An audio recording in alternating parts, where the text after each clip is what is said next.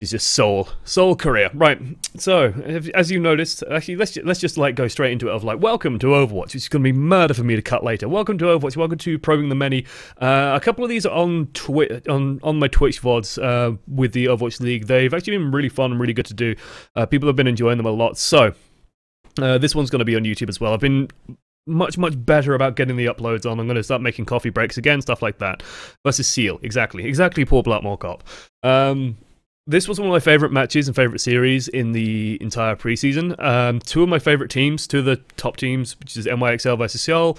There's no big surprise. I'm going to like pronounce Seoul in about 7 different ways. I'm just going to try and say Seoul, but something in my head wants to say Seoul. Anyway, like there's no big surprise that I like these teams, right? They are winners. I know that a lot of people don't like NYXL's branding. I kind of do. I actually kind of like NYXL's branding. I think they've done a pretty good job with it. Seoul are just going to be #1. Everyone's pretty certain, right? Although what was weird was I saw earlier they were doing a bunch of tweets. If I just find Spitfire, for example, there were a bunch of tweets going out earlier of like, I think it was Gladiators that started the tweet chain. If I just bring Twitter over here. Oh god, hey Washo. OWL is gonna be hype. It is gonna be hype. I'm really excited. Tweets and replies. This thread here. So, 3 days remaining until battle commences. Who are your top 3 teams? So this was sent out by Gladiators. So they put themselves first, Spitfire second, Mayhem third. And it's just like, wait, what? Are you guys all sleeping on the Juggernaut? I mean, I do like these because they show off the skins. Although Spitfire, come on. Look at the JPEG artifact. I don't know how well this comes across on Twitch. This is me being like a visual snob. Look at the JPEG artifact. If I can look at this. Look at the, oh god, too close. Look at the artifacting. Ooh, look at the color bleed. Oh god, god. I like my images clean and sharp, please. Doesn't the McCree and Farah skins look good? McCree and Farah looks really good in those colors. Then you got Mayhem. You got the McDonald's team. The Gladiator stuff all looks great as well. Farah looks really good in Gladiator's colors. Sombra looks excellent in Gladiator's colors as well. It's a little bit. It is a little bit plasticky, isn't it? The Spitfire colors, but I do like that McCree. I really do like the McCree. Actually, I think that looks really nice. It's visually striking. Like you know that you've seen something basically. But yeah. So I thought that was a fun thread. I'm glad to see that. Basically, from what I heard internally, was that Blizzard or the Overwatch League weren't too happy with how some of the social media was going, and so they've basically refined it, set out guidelines for people and stuff like that. Anyway. Dallas Fuel are going to be one of the top teams. Like, there's a lot of good teams. There are a lot of really good teams, but I think Seoul are going to be one of the top teams, and I think NYXL are also going to be up there. So let's start the VOD. We've got the beautiful screen. I'm looking forward to it. Hopefully you guys are all looking forward to it too. It's going to be awesome. Let's put some volume in it. There we go. So, naturally, we're stuck with the shitty preseason map pool. I don't think anyone liked this map pool too much, which was Junkertown first. I hope that we don't see huge amounts of Junkertown in OWL. I really hope we don't, because it would drive me crazy. Because just seeing people running Bastion Arita comps is ugh. And so they have had a long time to practice. Like the big takeaway from preseason, and I've said this before and I'll say it again. I'll iterate on this point over and over again, which is a bad performance in preseason doesn't really tell you too much. Some of these teams hadn't had time to practice or hadn't got all the players in the country. Some of the teams weren't feeling full teams, like NYXL were missing one of the support players because he was just a bit too young. He is old enough now to play in the actual league. So it's like the issues in the preseason weren't too bad. Good plays, breakaway players, sort of outstandingly good players, that's worth highlighting. It's worth looking at the good, but the bad, they have time to practice around, they have time to play around and practice with. Right, first things first. Like, first thing I want to highlight is team comps. We still have 30 seconds on the clock, but you can see that especially the defense isn't going to be changing. The defense is pretty much resolute. So, what do we see? We see a complete lack of Bastion. We see a complete lack of Zenyatta, instead opting for the Ana. Libero is a DPS player, primarily. But he's been forced into playing Ana. I think it's J. Jonah Jameson. J. Jonah Jameson wants pictures of Spider-Man and will be playing support for NYXL, which is only too fitting in my mind. But yeah, so Libero's sort of filling for support here. We also see the Widowmaker. This was actually pretty popular throughout the start of the Overwatch League. You can actually start her off up here and then start picking people off. People have kind of started shying away from doing that already, and that's like because it's very predictable. On the offense, nothing too like this could change up any moment, but could be anything. Wouldn't be surprised to see the Hanzo come out just for a Sonic Arrow, maybe for scouting. Sabiolbe on the Tracer, no big shock there. Orisa Roadhog, pretty much standard. Yeah, nothing too shocking here.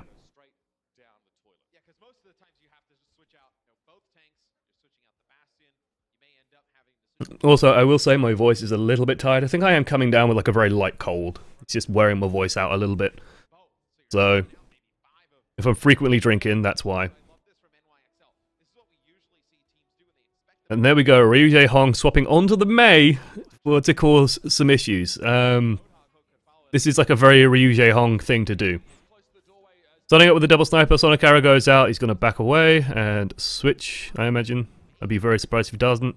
No, he's staying for the Hanzo. So, first assault.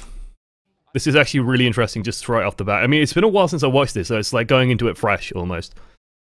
But Ryujie Hong starting off with the Mei. This is an interesting choice. This is a very, very, very interesting choice. Like, it's shocking. Wait, what the hell? What's up with Twitch? What? Why are my subs all unsubbed, apparently? Weird. Very weird. Like, the Mei choice is so interesting. Only Ryujie Hong would do this. Only Ryujie Hong. Man's a fucking legend. But yeah, mono support comp. 2 snipers, 1 support, 1 Mei. I mean, it's interesting. How much of it is memeing, how much of it is serious, I don't know. But this, like, this punish of the corner hold is so fucking cool. This is like one of the things that I'd actually quite like to see in Overwatch develop over time, which is just little strategies like this, so you know that if the enemy is going to try and hold this corner, play around this corner, if you can just get a Mei into this position, like they're going in with a plan, and it's just a case of, oh, well, the tanks are too far forward, split them off. Mano makes a really shit decision in dropping in front of the barrier, so now he's isolated. So now he's just trapped, and they can just take the time killing him. Instant efficiency, right? Instantly efficiency. It's insane how cool that is. And I really hope to see stuff like this developing, where you have like these little pocket strats that you can do, where you just use that single hero and then just roll out with it. And during all of this, like Fleeter and Weekend, Fleeter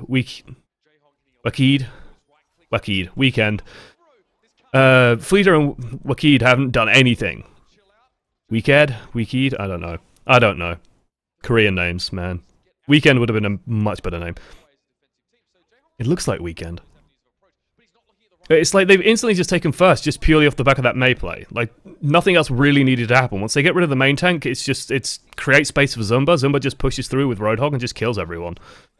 And then as long as they can keep Fletter or Fleeter concealed, or pinned back, and just make, not Fleeter, if they can keep Pine pinned back and can't do anything, it's easy.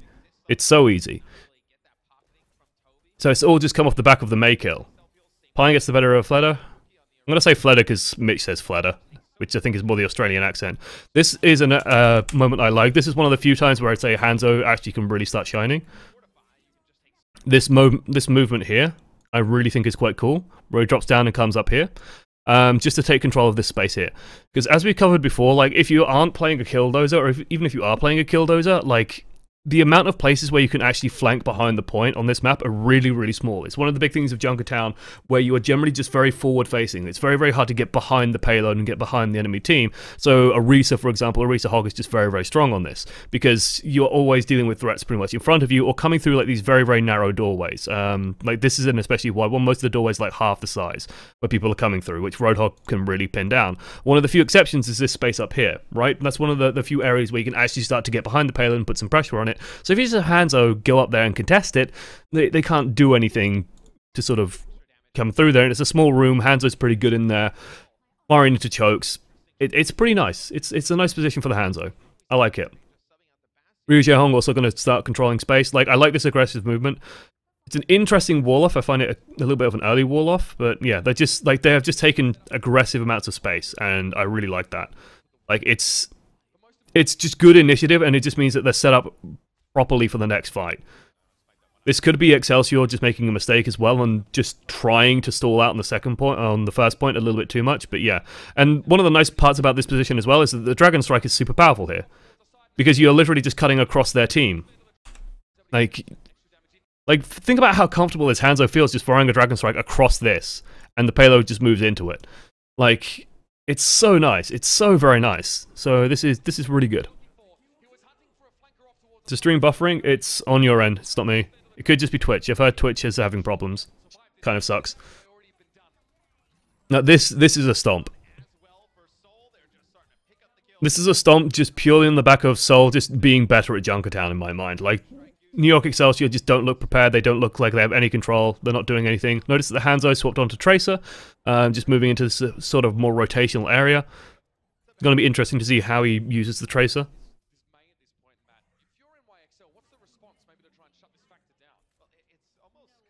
Still running that Mei. Still running the offensive Mei. Mono support. Single Mei. But the way these fights are going, like, they don't need double support. They don't even need a, Oh, Jesus. What was that? I'm trying to see what was his goal. He just wants to think stall on the payload. D.Va does try and get there to bail him out. Valkyrie comes in.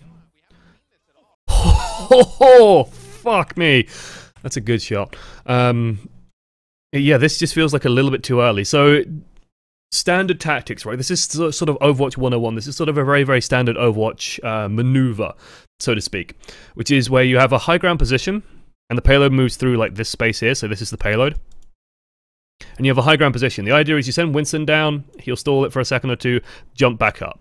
Then you send D.Va down, stall it for a second or two, jump back up. And it's a good way of just buying time, right? This is very, very standard Overwatch play. Very, very simple, very, very sort of commonplace. The issue is when A, you have to jump down to get there, and then you are doing it without the D.Va being remotely near you, as D.Va's just coming in now. Basically, the Winston here, Mano, is so lucky to have survived this. And he doesn't, because Miko Meko just runs out of friggin' defense matrix and down he goes. I was about to say also when I saw this Valkyrie come off, like this, when people say, oh, just shoot the Mercy, you're playing hit scan, please shoot the Mercy. Like, look how much work, like this is one of the best snipers in the world. Barely gets it. And Blizzard even gets thrown, like the Blizzard wasn't even necessary. But being honest, they're not going to have huge opportunities to use it. Beautiful shot from Pine. That's a really cool movement. Like, there's a lot about Mei I don't know. Like, I am purely in speculation mode on Mei with Ryu Jae-hong. But that's just a really nice little position. So it looks like that, yeah, it looks like she uses the... No, she just uses the ramp and then just jumps straight up. Then, like, Widow's kind of screwed here. Like, it's an easy headshot. Toby just gets the slow res. Picks Fleder back up. And now this should be next to impossible for Excelsior to come back out. Especially without something like an Orisa, like they're going to be relying on the Winston. Just having Widow set up here, just to watch over this entire area, like this is going to be difficult to space to break out of, especially with Mei controlling it. And you can see the, like, I love this positioning. Already set up, already taken the space. Someone is contesting the payload. I don't think it's SabeLB actually, because I think SabeLB was over here. There's SabeLB. They do manage to contest the payload for a second or two, but it's like Seoul are in such a good position that it's really going to take a miracle for Excelsior. 15-player kill streak on the Hog. It's a good D.Va bomb, does get a couple of kills, so they managed to use Tracer and D.Va ult really effectively, but I might just hold it, and honestly I think that, yeah, they're just going to let it go. Especially, they got to let it go now. Like, Toby could Valkyrie during all of this, but it looks like he's not going to. This is where I probably would have said, like, the Blizzard would have been nice. Ryu Jae-hong's actually swapped off the Mei. Don't blame him. This is looking like a much stronger team comp. So, yeah. So maybe he was intended, like, maybe he was expecting to swap off the Mei earlier. And so he just threw the Blizzard willy-nilly, but would have been nice to have the Blizzard for that final fight.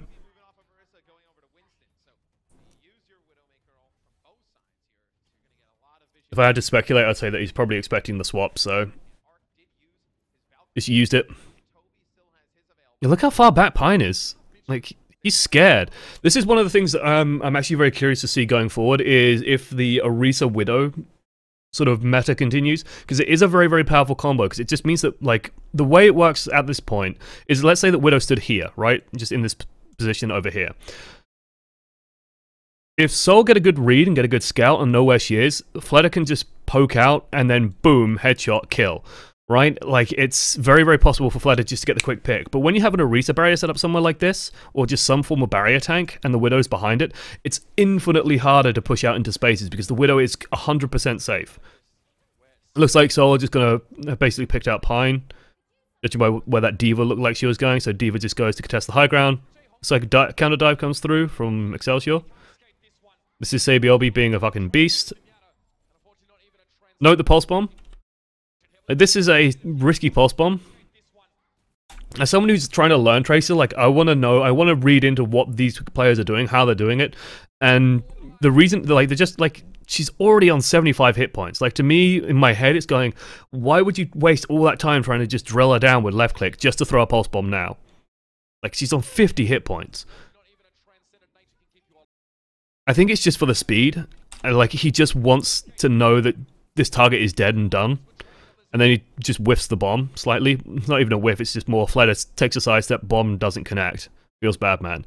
But like, bombs like that are always very interesting to me, because it tells me that it's probably okay to just have purely gone for a bomb there. That was stupid by Fleta. Jump shots, I say it like, do not expect this to be the standard result for a lot of jump shots, especially when there's no other pressure. Like, if Pine was being pushed by the Diva, for example, like if Zumba had dived onto Pine, fine, a-okay, perfectly fine to do that jump shot. But doing a jump shot when there's no other pressure, when there's nothing else happening, it's such a predictable movement that, yeah, it's just not going to work. Thank you, Alamadi, as well. Welcome, welcome, welcome. Well, not welcome. Thank you for the 4 months. Hugely appreciated. Toby does manage to get the res off, but during that time, Zumba's just rocking people.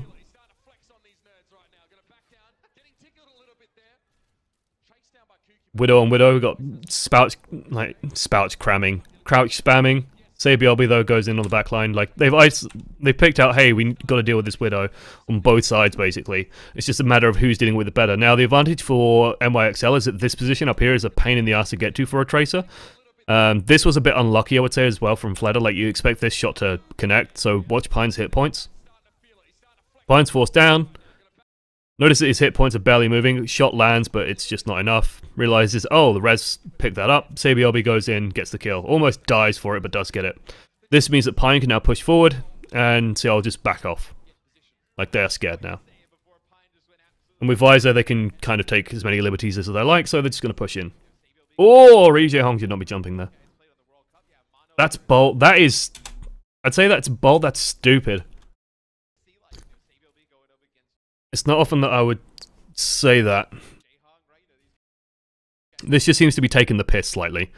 And the reason why I say that is because there's Visor, right? Like, you shouldn't get away with this. That should be a dead Zenyatta. It's like they've swapped off the Widow. Gone onto the Genji. He already has 24%. What? What the fuck? A Dizzy deflect something? He must deflect something here. Maybe just land some headshots. Goes down pretty much instantly because he eats that bullet on the way down. Again, just pushing out sloppily, I'd say. Just trying to, like, break out of this in a very, very sloppy way. It almost feels like they don't respect NYXL enough. Or aren't respecting Pine enough. Like, Fleta's just jumping out and then deflects after he started the jump out, but there's just no other cover for him. Like, what are you expecting? Of course the Widow's going to shoot you. And then it's easy for Mano to get the follow-up. And now the Winston's... No, where is he? There he is.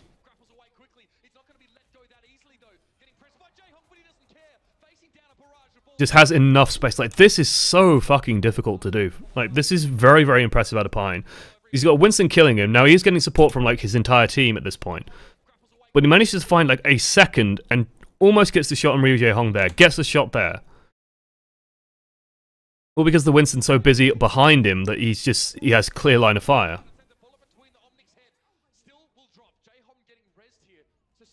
My big question is, I would expect more out of Sabi during this time period. Does manage to start getting kills here, but Mercy's got Valkyrie active, so hey, reses on both sides. Everyone just takes a breather. Notice that nothing's changing on the kill feed for a while. Now that Valkyrie's over, kills start coming in.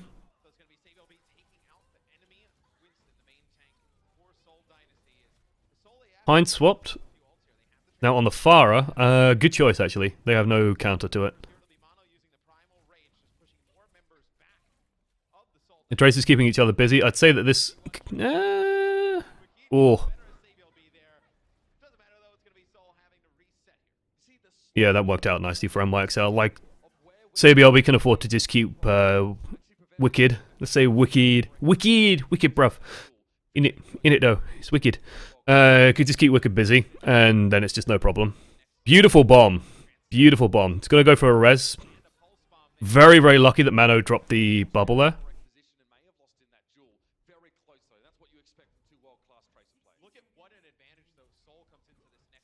Like, the fact that Mano dropped a bubble there is entirely what saves this. Because this should have been a couple of easy headshots for Fleda, and then maybe a dead Mercy. Does use the res up, however, but Pine comes in, and there's nothing to contest Pine. Like, Pine is basically going to be flying around the central pillar very, very high most of the time, and then just, when he feels safe, he can just drop down lower, drop rockets on people, and should feel pretty comfortable doing that. I'm honestly surprised they haven't been putting more pressure on Libero.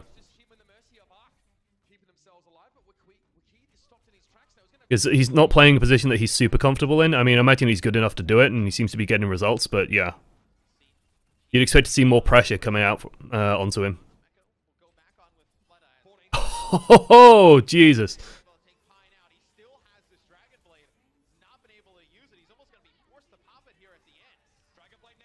Goes for it, does get one before Trance comes out. Rez picks him back up. Does get both support ultimates, however. So now the question, well, it's overtime, so they're going to have to just throw everything. They are winning this fight, though. They just need to sort of get the target focus right. Pine should be, yeah, should have an ult. There he goes.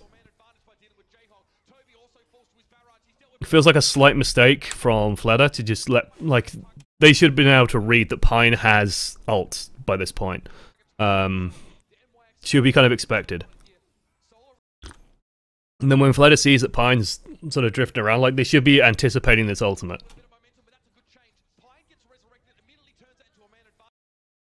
Being fair, no, he does drop it straight onto Zumba, so he's like, he just burns Zumba down. Zumba couldn't catch it, couldn't rocket into it, couldn't delay it, and then goes down.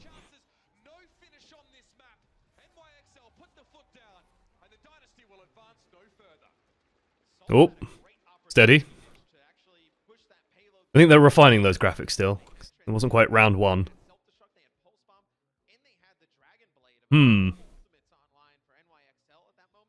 So I've had to pinpoint, like, why did NYXL hold?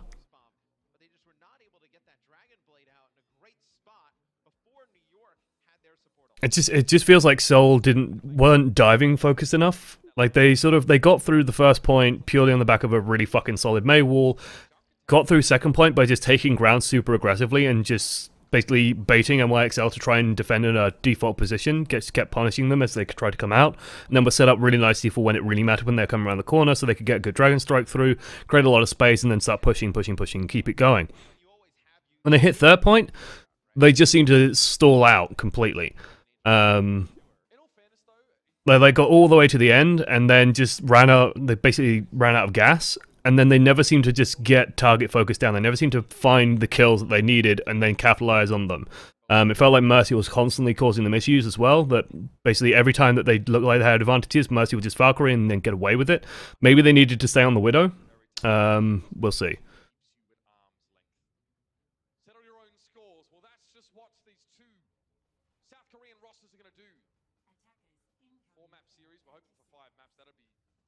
Welcome to the Australian Outback.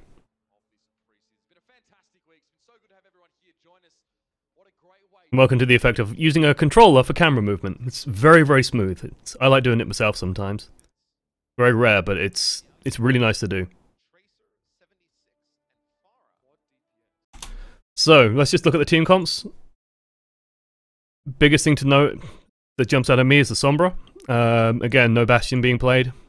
It's kind of nice to see. This is a very, very interesting starting position. It looks like they just want to slam them with as much damage as possible. Like, this is purely ambush as they come out the door.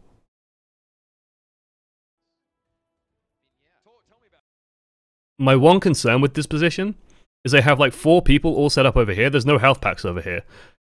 The big health packs that Sombra's going to be hacking is like the one in the garage over here, and then there's 2, like one over here, and then there's one like over this way. Both further back, like by the bridge area.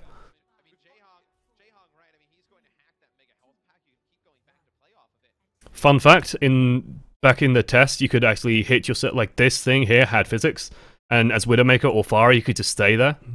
It was insanely broken. So, NYXL just very, very carefully poking the nose out, then start spawning out threats. The Rita barrier is too far forward. Oh no, it's a trap! It doesn't seem to matter too much to them. I mean, the rockets are landing, they're doing work. They've fled, like, they are purely relying on, yeah. They are purely relying, beautiful shot from Fleder, but they're purely relying on, like, the line of sight here to keep alive. Because the second they try and get back to the team, like, say BLB sort of comes and puts pressure on, gets onto Toby, and like the second they have to do this pull away, like Pine and SayBLB are just gonna have a fucking field day. One of the big things I want to point out is that Ryujie Hong's still on 42%. Like, a lot of the damage hasn't been, like, I imagine that's mostly through his own left clicks. I don't think anyone's getting any use out of these health packs, which then sort of makes me question, why are you running Sombra? Like, really quickly, I'm just gonna play it from the start. I want to go back, and I want to see if Ryujie Hong, like, all I'm watching is Ryujie Hong and the ult charge on him. And I want to see if it ever just jumps up in a big block, because that's a sign that a health pack has been taken. There's one, so that was a health pack being used. Is there any others? That looked like another, that looked like he healed himself. 42%, just mostly left clicks. Doesn't look like anyone's using them. He's probably going to have to use his own now. He's charging slowly, slowly. Barely any. Almost none. Well, health packs would use... Like, okay, this sort of shows it off better. There's 3 very strong health packs. There's one here, there's one in here, and there's one in this building here. But that entire first position that they used as the defensive position, like the sort of the setting up around the spawn door, again, felt a little bit showboaty to me. Like, it felt like they were just sort of trying to bully NYXL. But it just has complete anti-synergy with the Sombra. So it's like they're running Sombra, but they're not positioning according to using Sombra. Or they're positioning according to trying to get a couple of very quick kills on NYXL as they come out the spawn door. They managed to do that on a Tracer of all things, but not really get anything else. And then leaves them slow with Ryujie Hong. Maybe they're anticipating that NYXL would run Bastion, and that comp is just there to try and smash a Bastion strat. As everyone tries to scramble onto the payload, what you can do is just kill them during that time, and because Orisa's generally launched their barriers very aggressively forward to try and cover an approach to the payload, you can generally kill the Bastion and everything. So maybe that's what's happened here, but we'll see.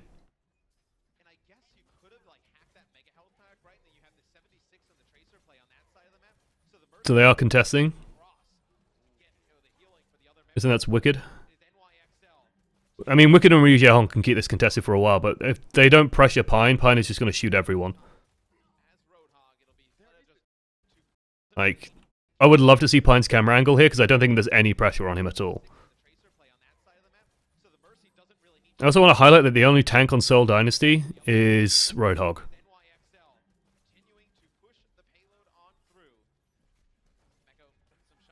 Like, that's a weird team comp. It's a very weird team comp to be playing into a Widowmaker as well. Doesn't shock me too much to see a Winston get swapped into. Winston and Genji, so there we go. There's the diva. Okay.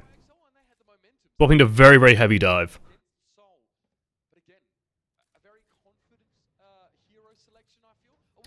Sombra players often say you shouldn't run her instead of a support, but often you see her in the flex support slot, who is generally right. You can do either. Most pro teams do run her in flex support. It's just, I'd say, like, on ladder, you could probably try and do either. It's just, on ladder, you got to be very, very careful with how you play her. I also point out, like, how careful NYXL have to be. This is because... Look how careful his positioning is. I mean, they've spotted out the Sombra, but this is so paranoid. Like, Pine is so afraid of this Sombra. It could be that they are just, like, they know that they have a Sombra on the enemy team, so they've like, if I had to guess, they've anticipated that EMP is a thing. So this is why Arc is, like, out here and sticking with the Widow, because then you basically have split your team into two components, so you have the Widow Mercy in the back and then the main team on the point. So Sombra has to either go for one or the other. And so if they go for the Widow Mercy, Libero can just activate Trance and just save everyone. Or if they go for the main team, it doesn't matter, Arc can just res everyone. And that's why I'm guessing Pine is so paranoid about the Sombra. So kill comes through, beautiful shot from Pine, killing Toby. You can see Arc has already activated Valkyrie, like, again, anticipating the EMP, going in with Valk, picking people back up.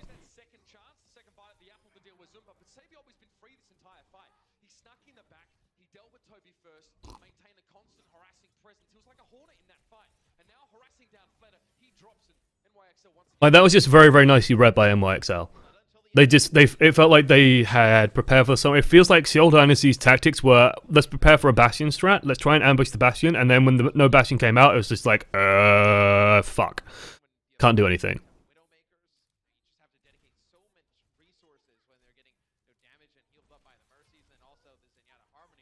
Notice I like Widow Mercy as a combo is such an annoying problem at this level, because basically the way you shut Widow down is you try and dive and kill the Widow, right? Or you try and counter sniper.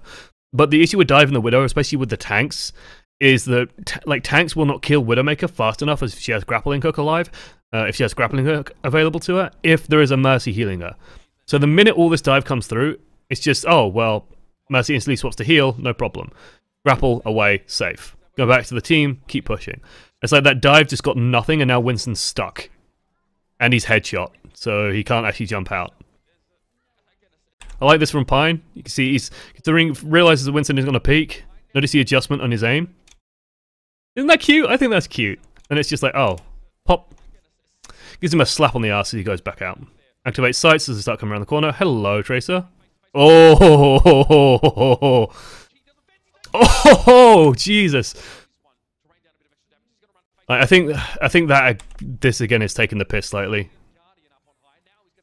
Like, surely Wicked is not this stupid to just like run all the way out around this corner. He's just gonna peek. Jesus, that is good. I'm trying to get onto the Mercy, but Mercy just Guardian Angels around, perfectly fine.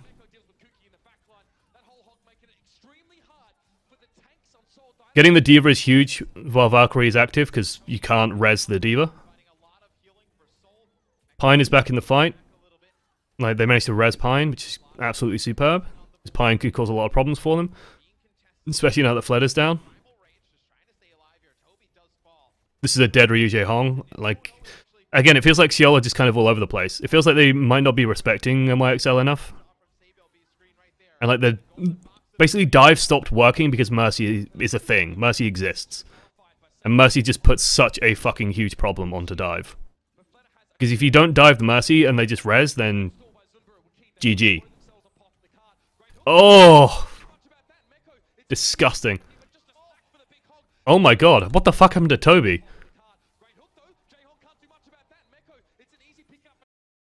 Toby just goes for a res, there was no way that res was going to work. That was just pure desperation. Might have been better damage amping Fladder.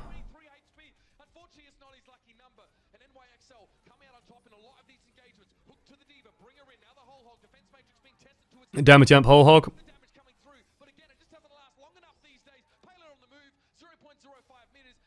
Biding the time, waiting for Ryu. Oh, dirty. Very nice by NYXL. Just knew what they were playing around, like just creating space using Pine to just do a lot of damage. Tanks just mostly stayed on the point. Prepared for the Sombra, played very well around the Sombra hack on the second point. CBLB doing a lot of work on the backline. Did a really good job just making sure that Pine didn't die. Can't ask for more. Can't ask for more. No, very, very solid. So, that was map number 1. Let's go to map number 2. Oh, This was a very good series. I could probably just go back here. Hello.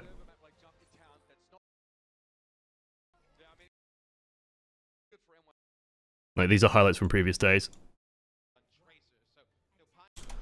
Pine landed finishing blows on Fletcher and Wicked 12 times on Junkertown. Combined, they only returned the favor 3 times. Yeah. Like, Pine was just devastating. Okay. Everyone's favorite map, Horizon Lunar Colony. Doesn't everyone love this map? I sure don't. That's an interesting support combo. This is a very, very interesting team comp. Holy shit, this is an interesting team comp.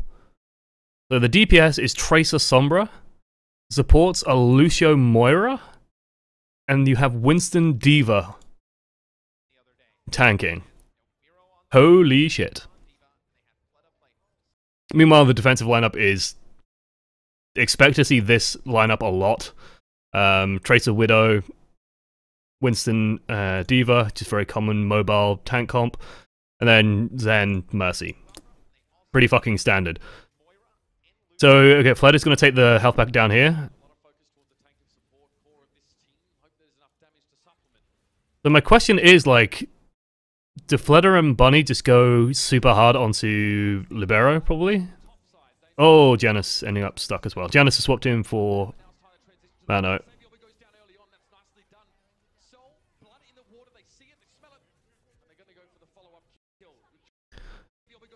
I think this. I get the feeling this team comp is just literally to undercut Pine, or literally like undercuts Widowmaker. Because what's Widowmaker gonna do? Who's she gonna shoot? You got a speed boosted team that's just dodging everything. Thank you, Orc as well. 6 months. Thank you so much. But yeah, like this is a team comp that to me sidesteps. It's basically sidesteps the issue of fighting like through this space here because. He speed boosts through. She just disappears and goes through it. She can just rocket through it. He can just jump through it. She stealths through it. She blinks through it. What the fuck is Pine going to shoot at? What does Pine get to actually shoot? What does he get to do? So this is a team comp that definitely engages on their own terms, and it seems to just work out for them. They find a target, engage it super hard, and then just kill. But they have to be very, very careful. I would be surprised if they stick with Widow, to be honest.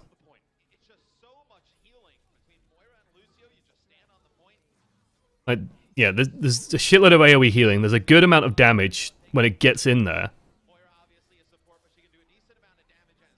Like, sure, Pine can kill things, and might be one of the few things that can kill things on this team lineup, but it's going to be so hard to shoot stuff. Swapping to Junkrat? Yeah, I'm okay with that. But, like, again, this team moves so quickly, and it gets into place super fast. It's just what NYXL have to rely on is they have to get a Discord orb on the right target and then just annihilate the shit out of it. But they're struggling just to get out of spawn because Seoul just went from first point to second point so fast that it doesn't really matter. And like Ryuji, this isn't even an efficient way of using fucking Coalescence, but he doesn't need to heal his team. He can just fucking focus on keeping Sabiobi pinned back.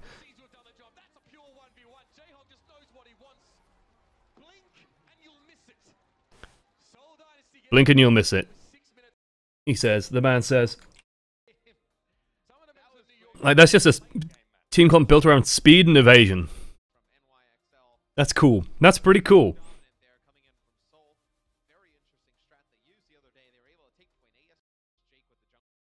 I would have liked to see what happened if they ran that into an Orisa, though. Because I don't think Orisa gives a shit. She would just put the shield at her feet and just stay behind it and shoot at people. They might have also got slightly lucky with the kill on the Tracer at the start. Like, Tracer should not be the first person to die there. With a pile, I mean, look, people give London Spitfire shit, but NYXL are exactly the fucking same. You know?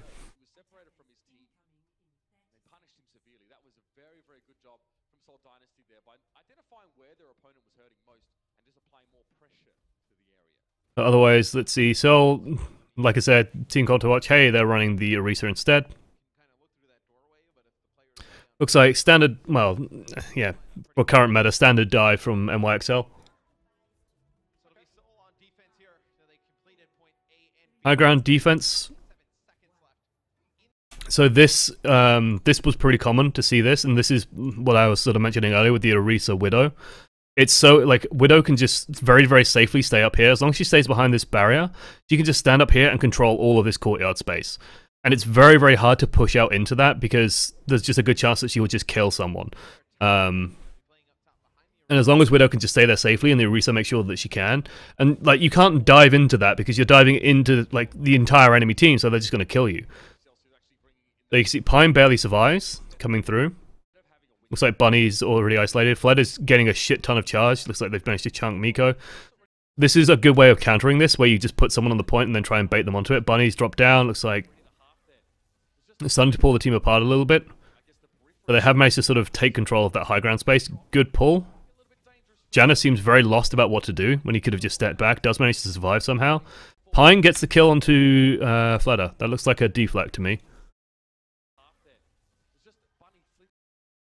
So it looks like Seoul just reset onto the low ground. I'm just watching Fleder. That is a deflect. I am pretty fucking sure. So that's bad news bears, because now NYXL kind of know that A, they have a lot more space to play with, so now they can just do whatever they want, just take a breather, find a dive target, and then it's just standard dive execution. Easy. All off the back of Fleder shooting himself in the head. Once that Widow goes down, they don't have to be careful with their positioning anymore. Like, nothing else is going to really punish them super hard. So, yeah.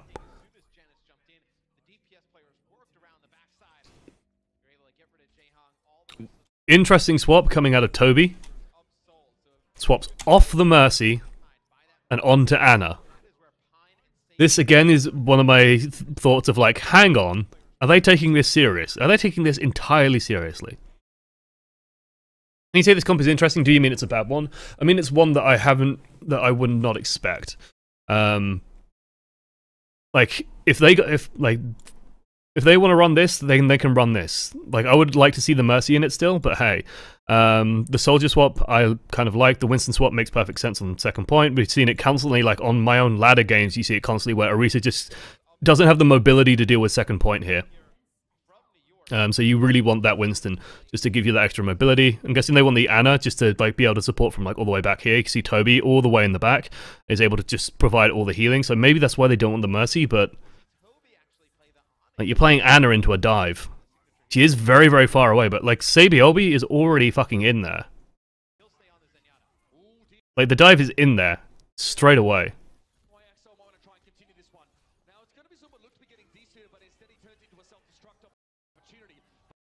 Did he actually hit him?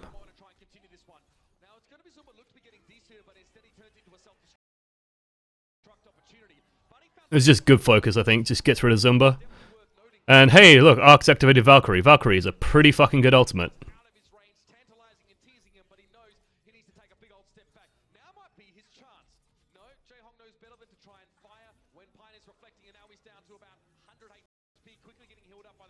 And NYXL commit with ultimates. No big surprise. Zumba gets demeched. This is one of the hard parts of winning this with dive, is that if you can't kill things like super quickly, you end up in these stall situations. This is why the sort of soldier on the high ground is so powerful. Because if you just have a soldier 76 up here, anything that comes onto the point just dies straight away. While with dive, it's a lot messier and a lot slower to get those kills.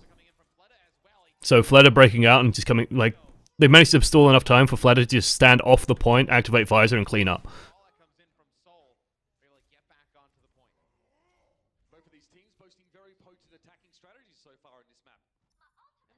And then he swaps off onto the Genji.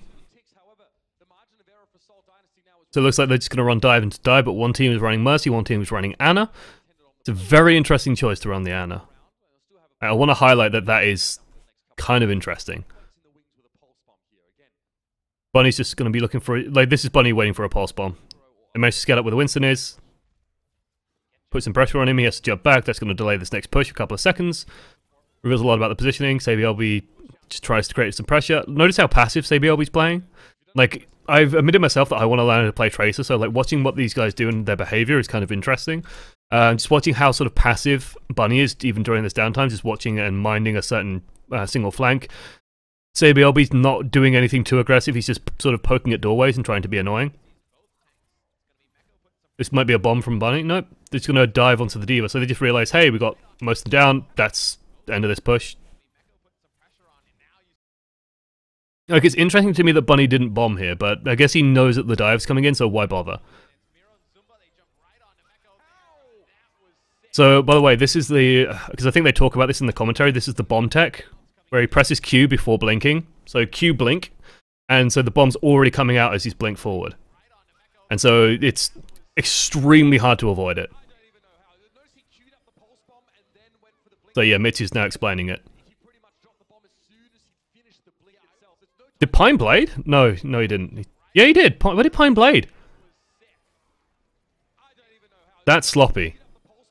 Pine should not have bladed there.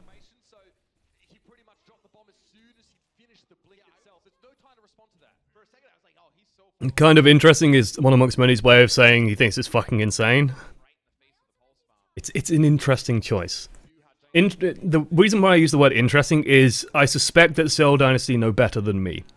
So I'm willing to put faith in their decision-making process. Basically, it's my way of saying, I suspect Mercy is better, but I am very willing to be proven wrong. Like, don't get me, like, the Ana position here, like, this is a very, very fucking strong position, but normally you would just stick the Zenyatta here. Like, you could just stick Zen here and have very, very similar effect.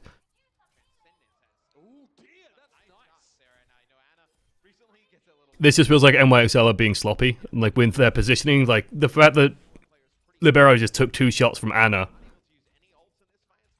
standing out in the middle of the open just seems silly. Boombox is quite an overrated Zen now, I think, in my opinion. Well, we haven't seen him play in a while. Boombox gets Boombox is consistently strong. It's just a lot of, like, basically every other Zen started copying from his playbook, so he's now more one of the pack. No onto Miro, just good follow-up. Like, this is just fucking clean dive. Like, this is poetry in motion. Drops down, oh, Zenyatta, dive, dead. Forces out the, this is why dive is sort of struggling these days, is, hey, guess what Arc just did? Press Q, res. So all that fucking hard work, undone. Miro does a good job of just getting onto the target. Leonard misses the right click there onto the Winston. Might lose Toby for this. One of the reasons why Ana is strong on this map is you can just always retreat into the spawn and heal up pretty easily.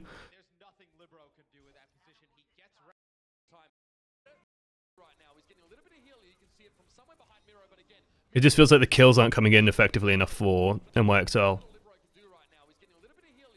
Pine has another Dragon Blade. What does Pine do with it? Nothing. Just dies. Okay. Just coming off the back of the previous fight, let me just say, wouldn't it have been nice to start that fight with the Dragon Blade? Like, after Valkyrie goes off, Dragon Blade, damage boost it, and just kill everyone? Wouldn't that have been cool? You would at least get the Transcendence out. But it's just, like, that's just so spotting a weakness, spotting, hey, Libero's a little bit out of position. I'm gonna drop down, nano me.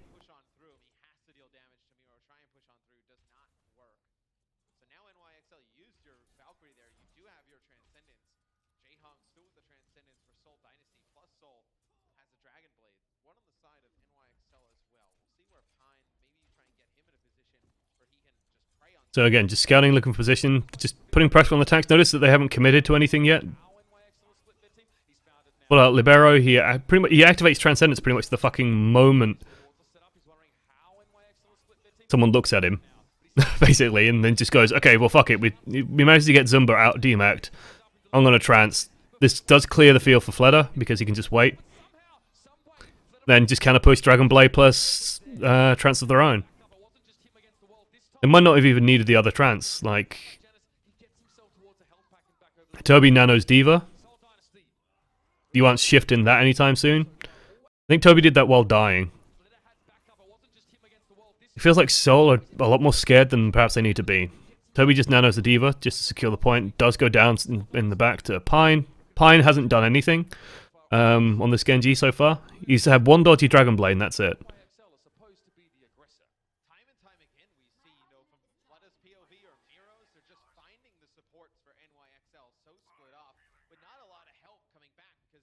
And again, it just feels like NYXL are sort of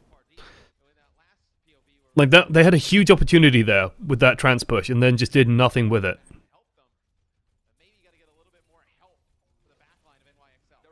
Like, the thing with a push where you open up with Transcendence is you've got to get value, because if you don't, you're screwed.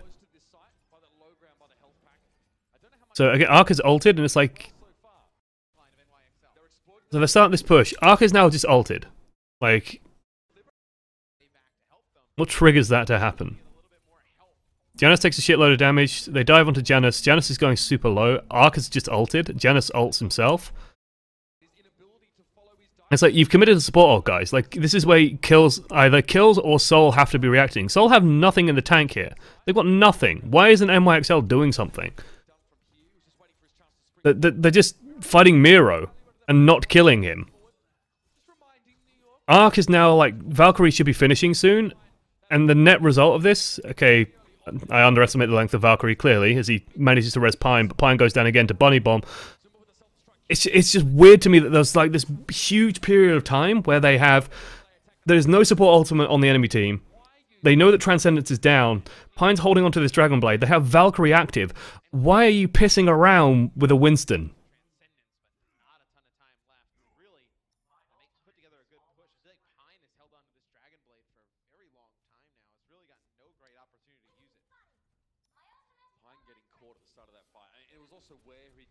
Why isn't Pine just drawing the Dragon Blade and going balls deep?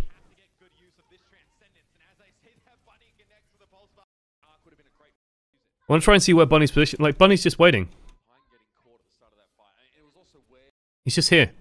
Waiting. Not doing anything fancy. Push starts. First thing Bunny does, I imagine, is just blink around the back, finds Zen, pulses, dead. There goes Transcendence. There goes, like, the one thing keeping this team safe. Now they have to pull back. Miko's had to fucking ult just to stay alive. They did manage to get the res on Libero, but they had to do all that fighting without a support. Transcendence gets used by Libero. Fleda knows that he has, he can just Dragon Blade to clean this up. He's gonna wait by this time. Like, they're just playing for stall. Okay, now it's time.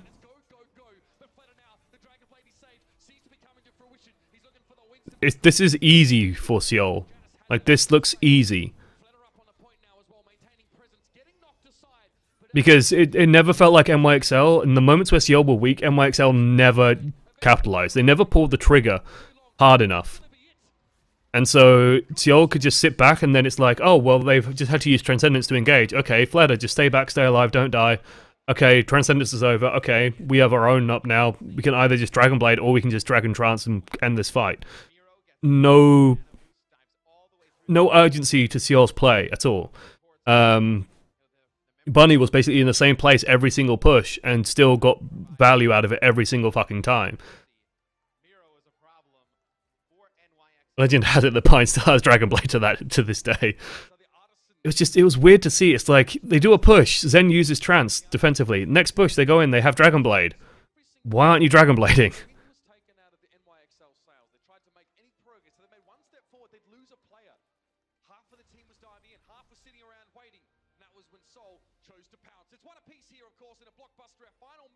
There we go. Next one, game 3. Is this the Ilios game? We have the full halftime show, yeah.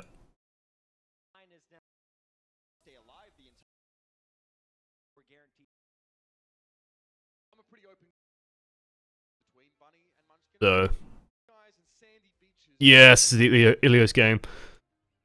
This is a tale of two widows. This makes me very, very happy to watch it. I'm sure all the pros fucking hated playing it. If you've ever yourself played in a game where there's a fucking god-tier widow on the enemy team, you know how utterly mind-bogglingly frustrating it is to play in it. So yeah. So let's have a look. Series is 1-1, could go either way. Spoiler, there's 4 videos. Because Overwatch League doesn't run spoiler-free on its website, so you can see how many videos there are. Okay. So, interesting things to note, first and foremost. These could just be like spawn Lucios where you just you press E, then you swap to Mercy, and then dash out to whoever you just speed boosted. Quite likely. Widow on both sides. Otherwise, almost like picture for picture, a mirror of each other. One thing that they usually try and do is we try and do this in Scrum Central now when we can. It's very hard to do. You don't know ahead of time what the players are going to be. You generally have, like, I know Apex does this, where you have like the 2 tank players like here, the 2 DPS players like here, and then the 2 support players like here. And so you have it nicely bunched up. It's all just random as fuck. Something for them to work on, perhaps. So yeah, speed boost Lucios on both sides. So, Ruins, Ilios, Widowmaker map, Widow Mercy going to be hugely, like, just a huge factor in the tempo of the play. But, like, notice that Fleder does not opt to go on top, it's just too predictable, too easy, just goes here instead, spots Sabiobi, who's just scouting out, peeks out, gets his head blown off. Straight away. Damage Jump Widow headshotting a Tracer will just nail her in no time at all. Everyone's sticking very low, just scouting out, but NYXL, Seoul know that they have momentum, so they can just take all the space they need. And Fleder's just staying very, very safe. He's just looking purely for where Pine is. And that's all he's looking for. Because they know they can't go in and rest the Tracer, so... Like, this is such defensive positioning out of the Widow as well. Now they spotted him. I believe. Even that's just aggressive.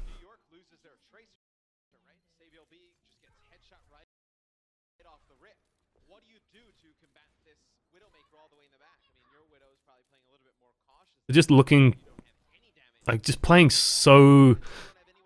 They're just encroaching and encroaching and encroaching. They're never really looking to go super aggro. They're just staying in cover and pushing forward, using the fact that they have, you know, their Widow has got all the advantages at this point, so she can just take position. And even then, like, Fleder's positioning isn't extreme. Like, they're not standing on top of the pillar, they're not doing anything. Fleder's just covering 1 or 2 little areas, 1 or 2 little spaces of line of sight, remaining a bit of an unknown factor for NYXL as well, like, just being difficult to sort of pin down.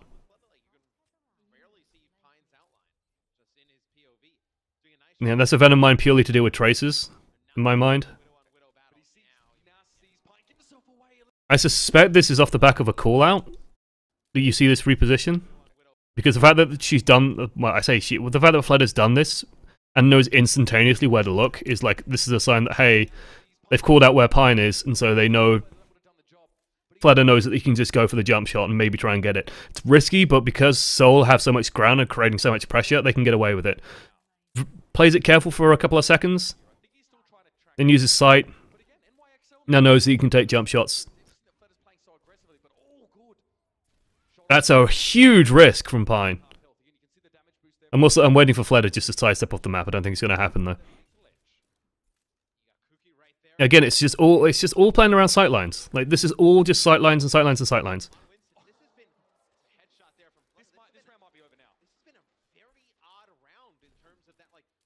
Fleder gets Pine, Pine gets rezzed. Welcome to the story of this map. Like, you blink and you miss it, you know. This is what happens when you have 2 damage amp Widows looking for each other. And it's like, it feels like, because we've been on nothing but Fleder's perspective, it feels like the game's been nothing but these 2 Widows. Like, and I think the commentators even mentioned, like, it just, this game feels like it's just nothing but the Widow versus Widow, and everything else is just floating around it. Like, you notice the NYXL aren't doing anything at all. There's been barely any kills aside from what Widowmaker has done in this map. It's such an extreme example. Pine goes down, res, but he gets res pretty much in the same spot, so Fleder just gets him again. This is where psychology can be so huge, I think, because once that happens, like, you've died, you've been res, okay, you fight again, you die, and then later on, you die, you get res, and then you die. It's just like, okay, I am getting shit on here. Flying, combination of Fleder and Pine. Pine uses Infrasight, maybe that's a way to come back in, but he's using it from spawn.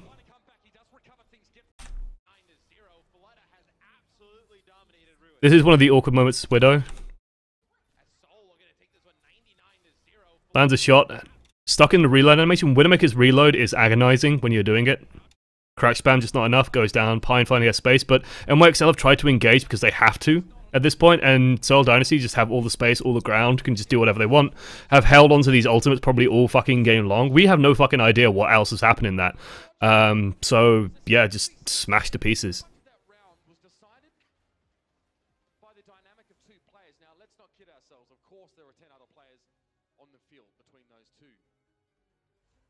It's just, it's like, that Ilios Ruins is just like, this is what it looks like when Widowmaker takes over a map. It's just, like, nothing happens except for Widowmaker killing Widowmaker, and then everyone just goes, well, shit. And things are going to change now because, hey, this map has a lot more cover, a lot more corners. So, going to the pharmacies.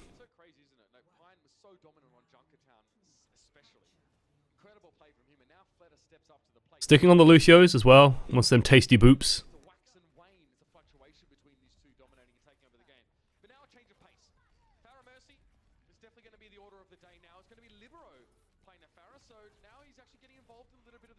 So yeah, Pine has been pushed onto support. This is because Libero is their Pharah player. Has to sub in because J. Jonak couldn't play. I'm always going to refer to as J. Jonah Jameson because it's NYXL. Makes sense in my head. So this is like the eternal question with Pharmacy. Like, what do you do? Do you try and kill the enemy Pharmacy? Do you try and kill the enemy team? What do you do? And it, honestly, the answer is it varies. Like, Fleder takes a couple of cheeky shots at Libero, can't get 2 follow-up shots, so it doesn't matter. Libero's opting more to try and hit the ground. Fleder's opting to try and duel him, which is just tying Libero up. But you notice that every single time Libero feels like he has a moment to breathe, he's just slamming rockets into the floor. Meanwhile, most of Fleder's rockets have been, it feels like they've all been directed into the air. And it honestly looks like Libero's method is paying off because Libero hasn't died, basically. So he's just been able to avoid and do enough damage on the ground that now it's going to start being like you've hit a tipping point where one Pharah has been hitting on the floor. And just to sort of drive this point home, one Pharah has been hitting on the floor is on 69%, and one Pharah hasn't been, it's on 55%. So that's a good chunk of damage between the two.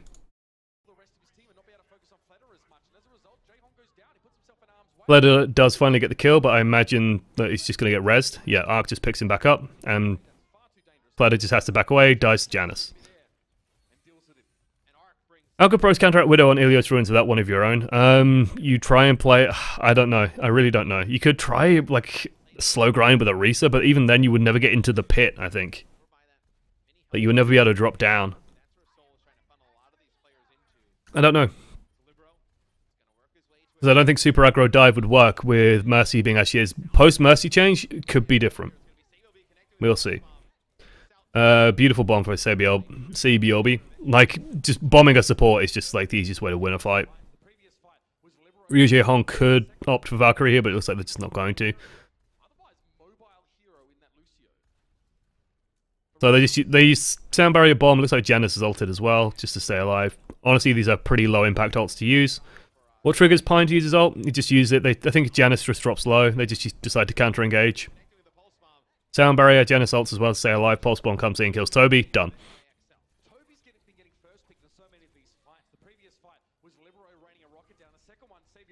This just feels like Libero is doing better on the Pharah than Fleder is doing. Like, this is like the flip side of the previous map, where Fleder was doing better with the Widow than Pine was. So Seoul took control. This one, it's Libero's doing better than Fleder is, so they just take control. Basically, Libero's just getting so much done on the ground that it doesn't matter what Fleder tried to do in the air, Libero's just always there, hitting shit on the ground and just dodging the rockets in the air.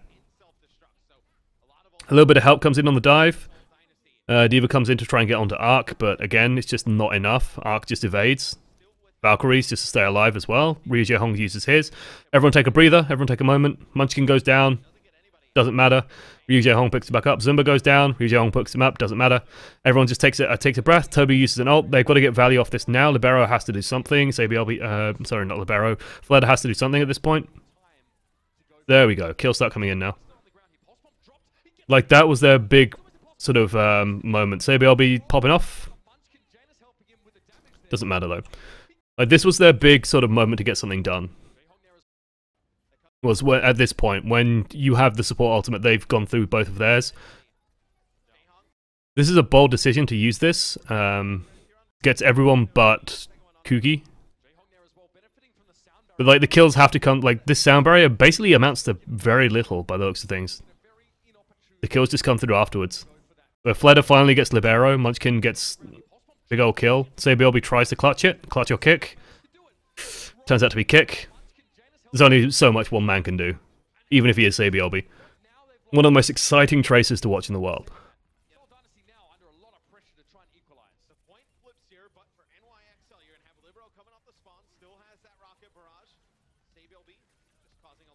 I mean, this almost seems silly to me, like...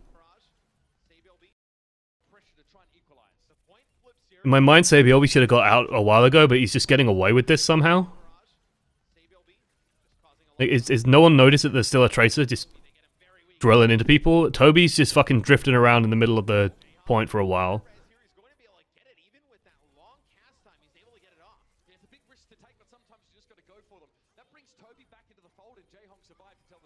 Sound barrier gets used, Kuki goes down.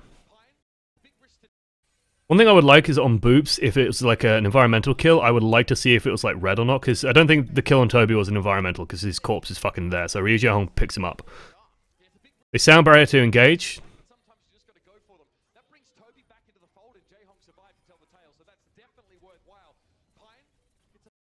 Very hard to keep track of like what the macro scale is, because we've been on Sabielby for so long, but he's like Sabielby shouldn't have gotten away with this much. It just felt like they've kind of forgot to clean him up.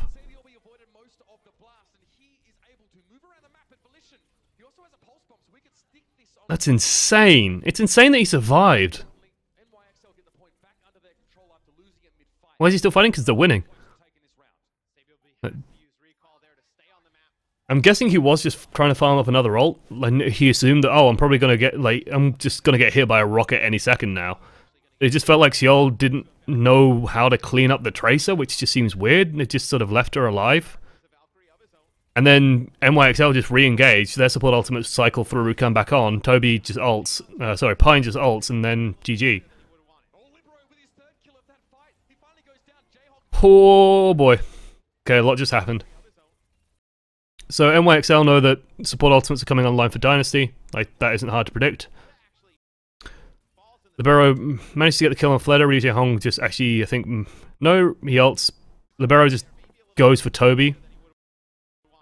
Drops a barrage as well just to kill one or two more people. Zumba manages to get a bunch with the bomb. So it looks like Libero barraged off the back of Zumba throwing the bomb. Realized there was an opening. Tried to get a couple of kills. Everyone just took a breather though for a second or two because, hey, Mercies are ulting, so... You got a kill? Fuck, it doesn't matter. It doesn't matter at all. Mercy's there. It's okay, Mercy's there, baby. It's okay. He's there to pick you up.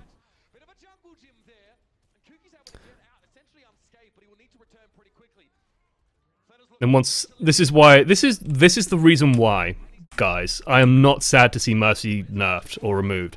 Because it's like... A shitload happens at the start of this fight, right? Tons and tons of stuff happens at the start of this fight. Okay, Libero beats Fleder. Ryu Jae-hong ults, and suddenly all the momentum, all the excitement is just gone. Libero's killed 2 people. It's fucking amazing. Kills a third. Ryu Jae-hong picks both of them up. Well, picks 2 of them up. No fucking issue. Then 2 people die to Zumba's bomb. Arc just ults. 2 people come back up. And it's like, at this point... Now that there's so much healing just floating around, because Valkyrie's just keeping everyone alive and no one can kill the Mercy, it's just like, Ryu Jae-hong's ult finally wears off, hey, people start dying. And now it's exciting again.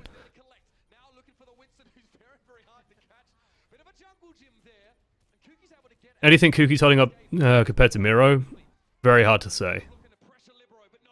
Because this, like, neither of these maps were about the Winstons.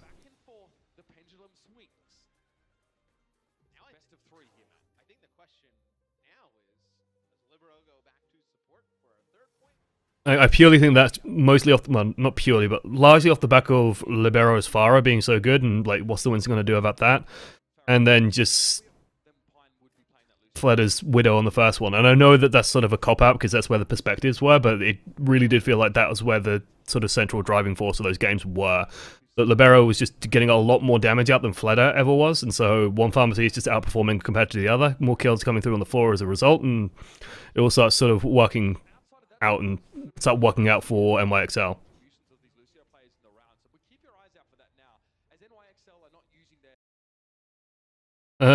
Team comps mirrored on both sides. Running pharmacies again.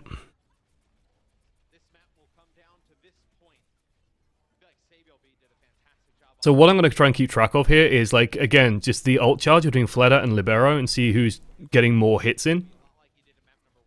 Because you see Libero's already, like, twice what his opponent is. Slow down a little bit now. Fleder's hitting the ground more. Fleder starts shooting the ground and it starts working out.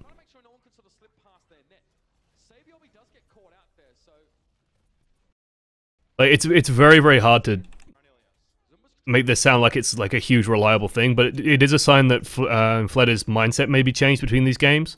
Where in the first one, like, he instantly was getting into Libero's face. He was instantly, constantly in Libero's face, trying to just fight me, fight me, fight me, fight me, fight me in the air, fight me in the air. Come on, scrub, fight me.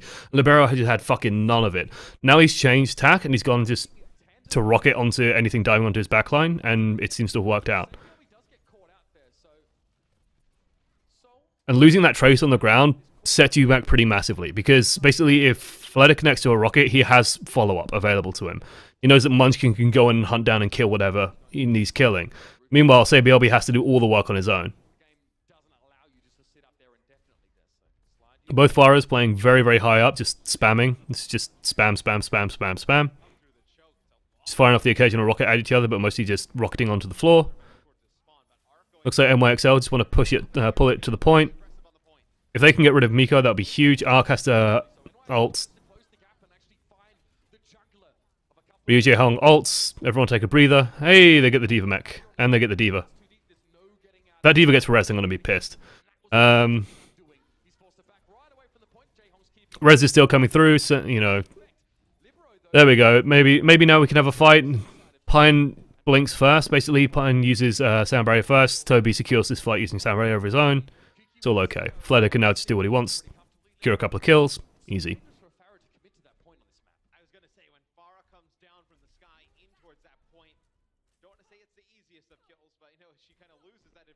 Will the Mercy Nerf apply to Overwatch League, or will there be a patch behind? I don't know. I do not know. Well, the Mercy Nerf won't apply, definitely not in the first week because it's still on PTR. And they're not going to put an untested patch on. I imagine, like Abikio says, it will be probably passed the way through S1. You'll see the Mercy Nerf.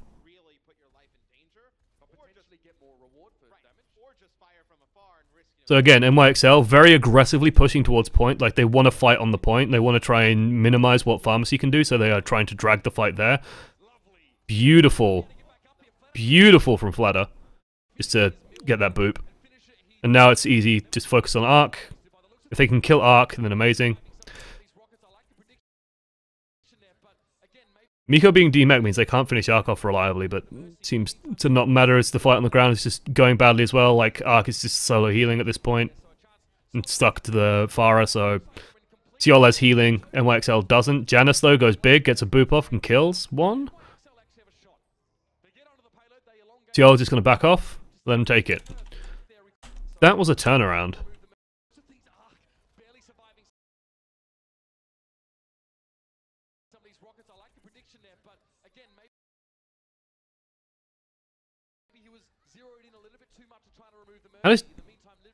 Does Janus come all the way from fucking Spawn?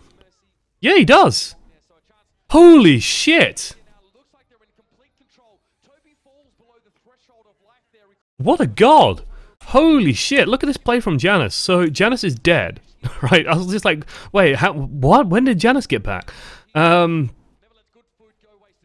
Seoul should just be cleaning up on the point. Zumba goes down, gets massacred. When did Zumba get demacked? What happened to you, Zumba?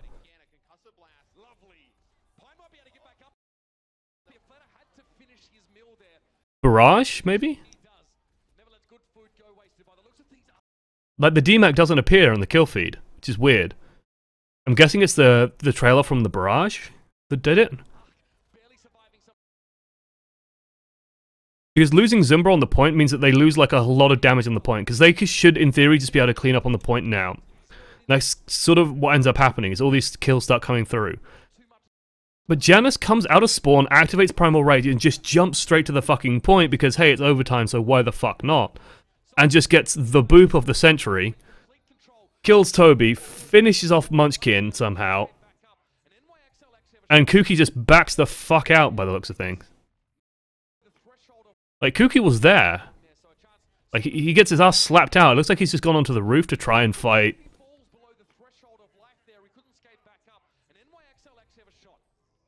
To try and fight Libero? No, he's... I don't know what he's trying to do. I don't know why... How the fuck did Kuki die? Oh, he's on low hit points. So... Did Mercy just res Farah and then just rocket? Yeah. Arx just res Libero and then just... Libero's just shot him in the face.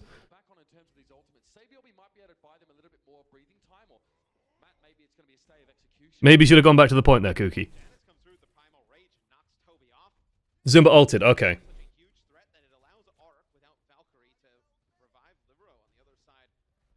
Again, might be slight hubris coming from Seoul then, in that instance.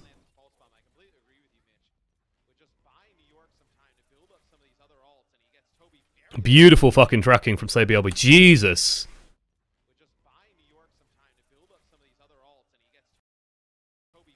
Like, I want to point out this Lucio starts on... I think he does start on full hit points. Might be near full hit points. Pretty much full hit points. Does get booed back by the Winston. Is taking damage from Winston, but... That's a good chunk of damage on, like, high speed, high mobility. Manages to get a lot of work done. Zumba just sacrifices. Reset, reset, reset. Push has gone badly.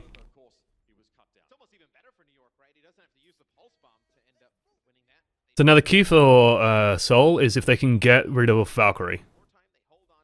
Like, if they can bait support ultimates out of NYXL and then just go in with a push with support ults, great. Either that or you just try and get a pick.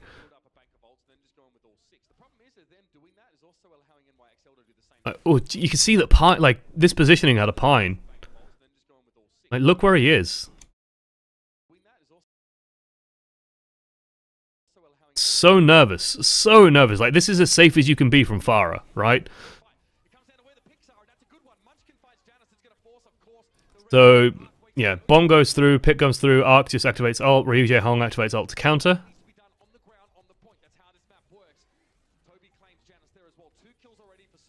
They use Sound Barrier to commit fully because they have advantage, they have momentum. Pine still doesn't have his ultimate yet, so why not? Also means that Fleder can barrage if you use Sound Barrier because you're not going to press Q to respawn effectively.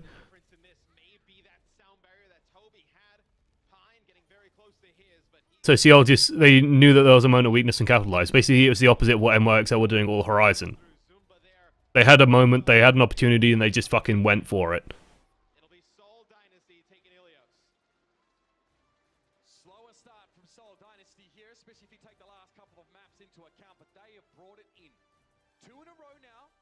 Oh, lovely. Lovely camera shot there. Someone's pressed the wrong button, clearly. Taking notes.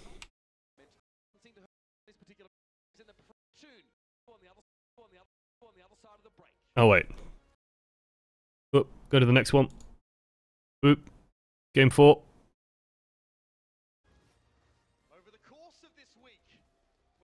So, everyone thinks that Seoul is the greatest. Miro's come back in. And we're finishing up on Numbani. Let's go Numbani.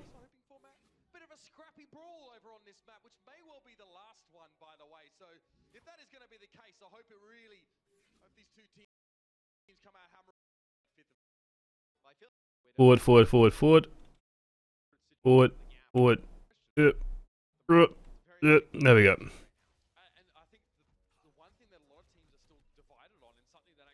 Nothing makes me feel Hey, thank you, Adrius. than when I'm one amongst the many. Though we may not agree on upcoming Mercy change, as Mercy is life. Thanks for the informative Diva coaching last night, was very helpful. You're more than welcome. You're more than welcome for it. Yeah, Mercy. She kind of needs the nerf, I'm sorry. I will not cry over instantaneous reses being gone. I will not.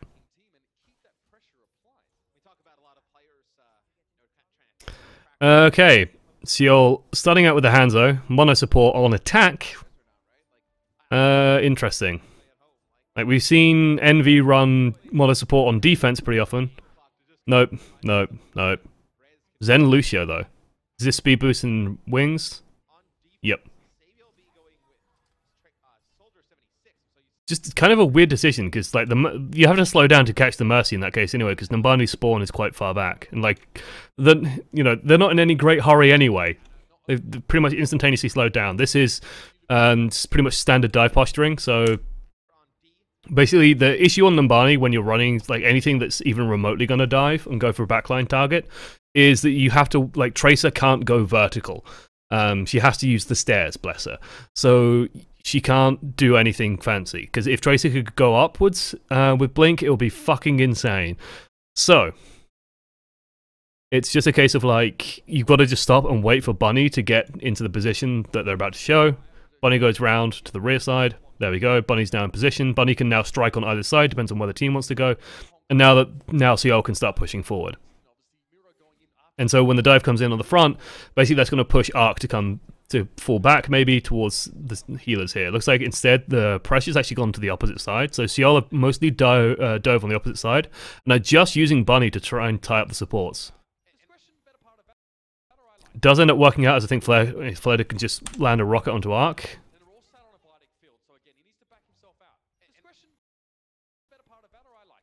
So Fleder does like... So it looks like, yeah, they just managed to force NYXL off. Like, Bunny just bought time. Simba goes ham, but having, like, I think Seoul are fine now. Like, they just have Soldier on the high ground. Mercy can fly to him constantly. Zen's up here as well. NYXL aren't getting back on this point.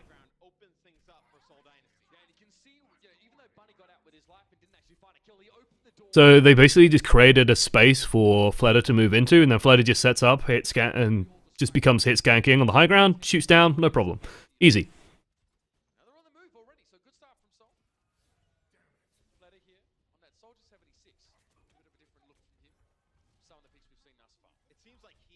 Nothing too flash, like nothing too super aggressive. It's kind of just worth noting. Like I know I went quiet there for a second, I was just watching. Like no push to spawn, nothing too aggressive. NYXL conceded the first point very, very early, very, very quickly. So they could basically still hold by this bus here, by like the Sigma building. And so yeah, it's okay. So like Seoul couldn't just go super aggro regardless. I think that's okay. But it's just staying on the point. Like they're just Seoul are just inching forward, slowly, slowly catchy monkey. Taking the time. Like Miro getting up here is actually really nasty because even like just around this corner, up here especially, like I'm glad that Miko came up and pushed him up because Winston up here can basically like you can jump, and especially with the improved air control coming in as well, like you can definitely just land pretty much anywhere you want in the enemy team, which is dangerous. Like you don't want to let someone like Miro have that kind of mobility, I suppose. Bunny's just going to come in on the back line. Looks like they're going super hard on this as well, so they're just going with a ult. Pick the dive target, go for the dive target, kill the dive target. Say BLB does press Q first, but Rez is going to start coming through. So Ark and Toby just pick people up. Notice nothing happens. Regio hung ults. Okay, Libero ults. Supports ulting. Waiting. Okay, now excitement can happen. Pine, is he going to go for it? No, he's going to right-click him to death. Fleder's starting to get a bunch of kills. Dragonblade comes out. Just waiting to see if Fleder opts attack fire, so Fleder just fucking shoots him instead. When you're that good, do you need an aimbot, is the question. Now you can just clean up, use attack visor, no problem.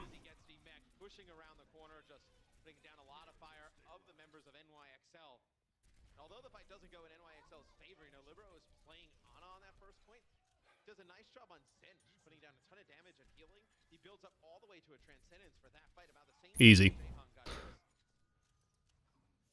Like, that was just, again, this is just solid fucking play from Seoul. Like, no one, so basically this fight went through 2 periods. Like, this is a big fight, and it's just important to understand like how the fight shifts and changes, okay? So like if we make a timeline up here, okay, fight start and fight end. And we just play it out. Fight starts when Miro goes in. Fight's now begun. Like, Miro has engaged. That isn't engaged. Poking has stopped. Engagement has happened. They've picked out Libero as the dive target, so Libero dies. So like, let's just put an L there. Right? But this is a dive, dive, dive, dive, dive. Arc gets his ult, and like they also use Diva Bomb to cover the engage as well. So they launch Diva Bomb. Arc now Valks reses Libero, and SayBLB counter engages. So now that this has happened, especially after SayBLB kills Fleda. So let's just put an F here. This phase of the fight, the sort of the dive, is over. Now we're into like another phase of the fight where it's just like supports. And all that you are doing during this time is trying to survive. All that's happening during this moment is people are just trying to live and not die. Because if they go in super hard for a kill, Toby's just going to res them, or Arc's just going to res them. So there's no point committing offensive resources. Once those ults start to wind down, you see Ryu Jae-hong activates like the second that Toby's Valkyrie ends, pretty much. Like, the fact that Mercy starts getting ult charge is a sign that Valkyrie's ended. Valkyrie ends. A little bit of damage on Ryu Jae-hong presses Q. Still in the middle of support phase. Libero's desperately trying to build up to his ult. Managed to get it, instantly activates it. You notice that, like, one of the things I was watching was Meko just goes super low. Manages to get back in the Transcendence in time, survives. During all of this time period, no one's really making plays. Everyone's just trying to stay alive, trying to stay alive, trying to stay alive. Once these support ultimates finish, now plays can start to be made. Now it mostly is on Fleda and Pine's shoulders of who is going to try and pull the trigger first. Because if Fleda activates Tac Visor, but Pine finds him and gets to him with a blade, then that can all go horribly wrong, while the inverse is also true. Pine opts to go in first, gets out of line of sight to draw the Dragon Blade because he knows he's vulnerable during it, jumps back in, and then Fleda just shoots him. Which, to me, is, like, astonishing. This is just really nice positioning from Fleda. Like, reading the, you know... Suppose let's go back to the blue. Like, this is back to fight. And this phase of the fight. And Fleda knows that, hey, like, we are fighting properly. We're just waiting for who's going to commit the resources. All I have to do is not die to Pine and, like, not be the target for his initial dash after the Dragon Blade goes out, and we probably win this fight. Because if Pine dashes to a place where it's hard for Fleda to hit him, he presses Q and just kills him, or just makes it really hard for Pine to do anything. If Pine just goes in a place that's a little bit stupid and a bit vulnerable, he just kills him instead, and then just presses Q and wins the fight. So 3 very distinct phases in the fight, and sort of they cycle through them very, very cleanly. It's just Seoul Dynasty get a little bit more value. Pine goes a little bit too aggressive and a little bit too out in the open without any real cover on him, and then just dies. What happened to Excelsior's tank stay super low during the trans? They're probably just trying to stay out of line of sight. Maybe isolated, maybe just out of location. This is where having a minimap or having a replay client would be nice, but you notice that no one went for them. Like, nothing happened during that phase. It was just a survival phase, just a support, like, the support ults cycle through. Okay, now we can fight again. My issue with Mercy is that that support phase lasts so fucking long. Again, this is what it looks like when a dive goes wrong. It feels like Bunny was gonna bomb there. You can see, like, Bunny and Miro working together. Always nice to see. Spot the Mercy in the back line. Blink, blink, blink. And then it's surprising to me that there's no bomb here. But they know that Miro's coming in, so maybe they can just get something done. But hey, the follow-up isn't quite there. Diva comes in, blocks, rockets come through, Pine gets damaged down, Pine just kills everyone. Push is done at this point. Back off, regroup. The big thing there was that Arc got a lot of healing off, so did Libero, and so NYXL have support ultimates. If NYXL rotate these efficiently, they can keep this defense going a long time. Ideally, NYXL are creating a plan of, like, okay, next fight, they can basically just pick their target, just wait for the dive, maybe support ult, kill the dive. Bunny gets a bomb, Arc ults, reses, Vano, any second now. There we go. I mean, it's insane to me. Like, again, this is... see, the donations triggered me. Just to talk about, like, why Mercy is getting nerfed. Right? Because Mano died... Like, look where Mano has died. He's... Right? Mano's died, like, his corpse is, like, here. In the fucking middle of Seoul's push. He's fucking terribly out of position. He's fucked. He's fucked 6 ways from Sunday. Does it matter? No, because Arc just presses Q, waits out the Diva Bomb. Like, Zumba uses the Diva Bomb to just cover the push, which is great, but then just... Arc just dashes to him, and even though there's a soldier 76 waiting for him, just gets out. Arc is fine. Not even scared, bro. Meko uses Diva Bomb to stall out a little bit. This is good for Seoul, because now they've taken momentum away. The bomb did do the job of baiting out the Valkyrie, so they just wait. They have support ult advantage. Now they can just commit both support ultimates and then just win the game.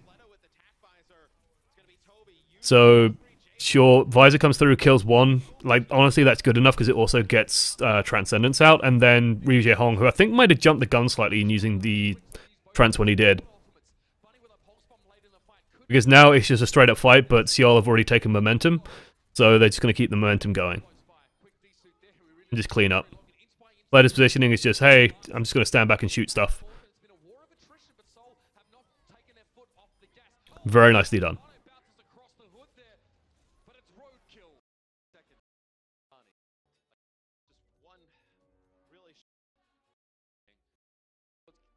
So, still got a lot of time left in this one. Rio's luck on 20 hit points, okay. So, that's a good play by NYXL then. To do it, just go and put pressure on Ryu Jae-hong.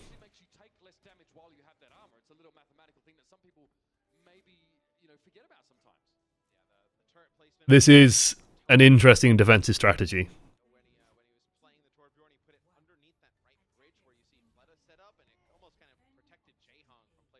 This is a very interesting defensive strategy. Like, if you haven't noticed the team comp, notice mono support Ana and a Torbjorn. This is not uncommon. Mono support defenses on Numbani.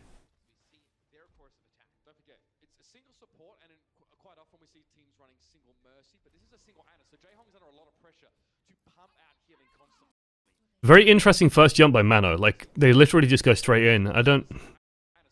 Did they have scout? Like, did they scout at all? It feels like they haven't checked anything. They haven't checked anyone's positioning, so Mano just jumps in. Like, guys, they're all just over there. Like, you can't push this way. No one looked. No one checked. They just jumped in.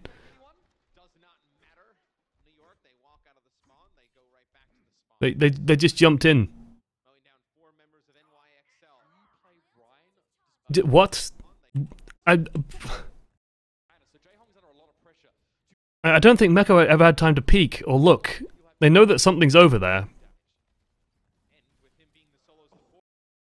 But it's like, what the fuck are you expecting is going to happen? You just sent Winston into like 4 people. One of them's a Torbjorn. He has right click. It's pretty good at killing Winstons. Brr. It's like a change is in order. Oh no, man, it's just going to get healed up.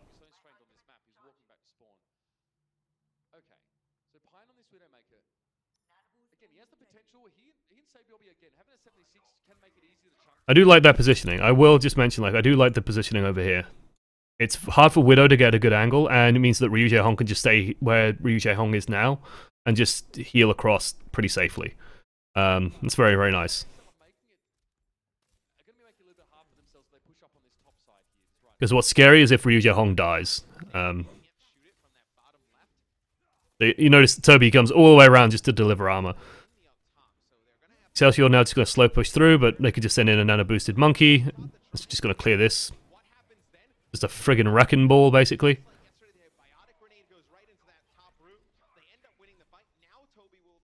I don't think a biotic grenade went in there. No. Mr. X is talking out of his ass. Cause the reason why I mentioned this is because biotic grenade was used the second I noticed very specifically Ryu Jae-hong had taken 40 damage and biotic grenaded himself. That's how scared he is of his own mortality. So he just nano boosts, and then just Miro just jumps in.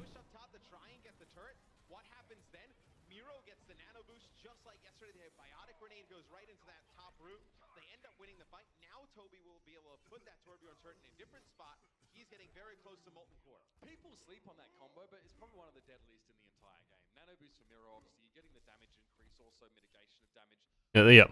Would Ryan be good? It could be. Honestly, I would prefer a Orisa. Sounds weird to say, but you could just like if they want to slow push out of here and you just shove an Orisa barrier here and just walk out. The danger is like Excelsior are just not Excelsior. Dynasty are going to just try and do the same thing every single time.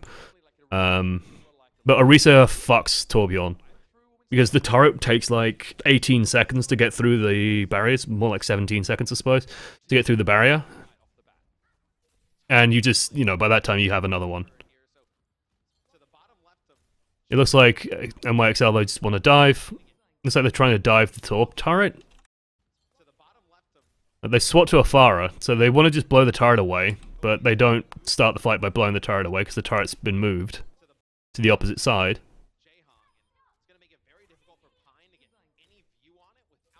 And Seoul are just, like, they're just reacting to these positions and just diving before NYXL are ready. I like that cheeky... This is Fleder who wants just some... Like, he's giving... he could probably heal himself, but he's probably just giving a bit of ult charge as well. He's just saying, hey, just chip me in the ass, thank you. Give me that nano juice in a moment or two. Like, I do want to highlight, like, Ryuja Hong's positioning is so careful just to be here constantly. I imagine what would... Like, I'd be curious to see what would happen if NYXL just pushed through main. And just tried to come in through main instead. Where's the turret? I think the turret's down at this point. I imagine it's either over here or it's usually probably over here.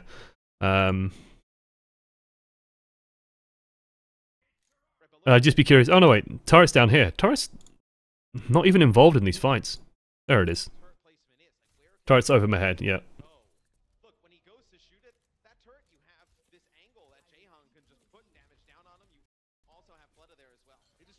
Oh. You see, yeah, Ryuji Hong's just doing the usual. If he feels ever in danger, he's just gonna drop down. Breaks line of sight for a moment or two, just gives him a second or two. Again, send in the roided monkey.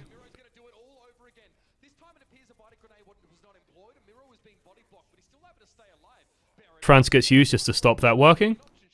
WLB starts forcing out using Visor. I like how casual that was. Because Miko uses bomb. Like, he just lobs the bomb. So, lobs the bomb over, I think, just go and pressure out Ryuja Hong. Ryuja Hong can't stay there. Hey, I'm Scrubbers live! Hey! I'm so happy about that. Gotta reload my chat. Hit reload. Yes! Wait, there it is. Oh, I'm so happy about it. Beautiful. Looks good. Looks very good. Just what I wanted. Awesome. Home team should be coming up soon as well. It should be available next week. Also, just for your sake, YouTube, if you are watching this on YouTube, I just want to point out that R-Track is an idiot and can't spell scrub.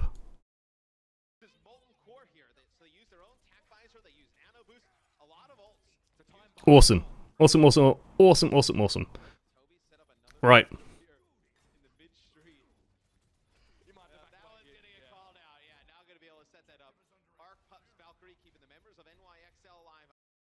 I completely lost my train of thought. Right, I was just going to highlight how casually Miro fucking scooped up Miko. Just drops down. Ooh, free kill. Splotch. Then I think Arc comes through, might just press the no fun allow button. So Molten Core, whatever, just pressuring out. Hey, Ryuja Hong and Fleder are completely stuck. Arc presses the no fun allow button, and now they can just push in. And Toby's just in a lot of trouble. Down he goes.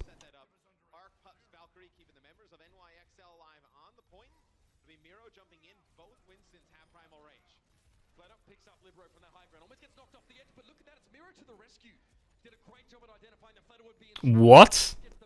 What? Excuse fucking me? Excusez-moi? Petit pois?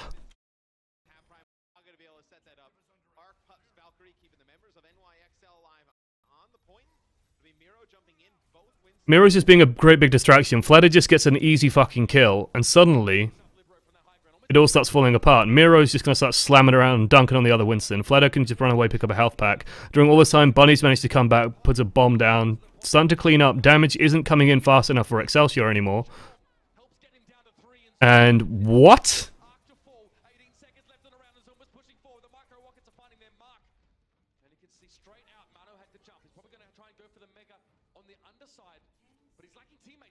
Did someone get cocky? Did they just not have enough on the front? What the fuck happened? Like,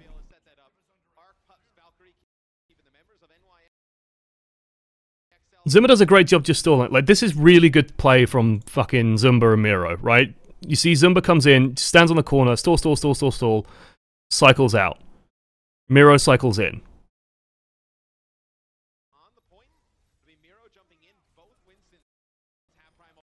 This is actually quite big, because it should be the Discord orb is what helps you just kill Miro during this time, so that they can't keep on the point anymore.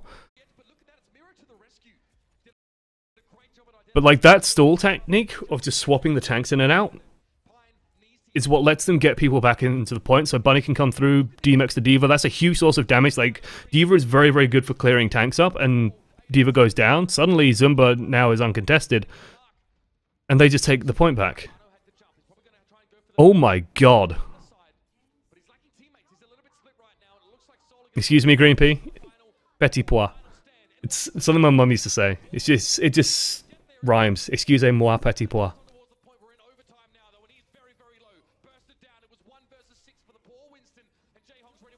Just sounds nice.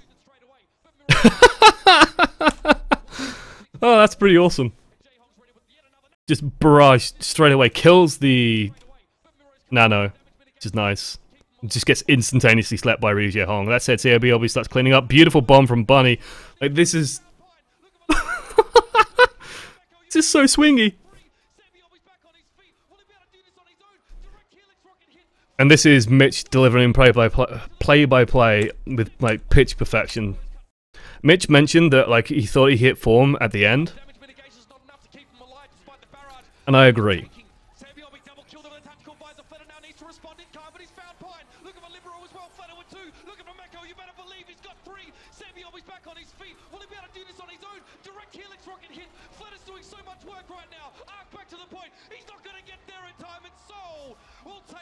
Beautiful, beautiful fucking piece of casting there. Like, just the way that, especially like the count off was like, he's looking for 2, gets it, you better believe it. 3, looking for more. Say BLB's back. Like, it does, like, Watson is awesome kind of says it. It almost sounds like rap the way it flows. It's really nice. And just the way that he managed to get the count off. It's like count, line, count, line, count, and it just really works nicely. But that was, like, as a series, what I would say, like, the reason why Seoul won is just when they played seriously, it just felt like they were, A, willing to take more chances. They were willing to just show more initiative, basically. Like, if you look back at Horizon Lunar Colony, especially, you could just see that they're constantly getting into NYXL's face, getting into their team, attacking, counter-engaging consistently, all that kind of stuff. Just consistently had plans for what they were doing, and just being aggressive with it, basically. They just had initiative and drive. And anytime that NYXL looked stronger, it was mostly off the back of, you know, the Pharah games, where suddenly NYXL having a really solid Pharah just sort of shines for them. But like, Seoul just looked that little bit tighter. I'm really excited to see them play outside of the Mercy meta, because, like, to me it feels like Ryu Hong and Toby are wasted playing Mercy. I'd much rather watch Ryu Hong play Ana or Zen, and Toby play Lucio. Like, that's sort of what they're known for. Maybe Toby can take up the Mercy, I don't know. But, like, that's sort of what I want to see. That's just me being optimistic.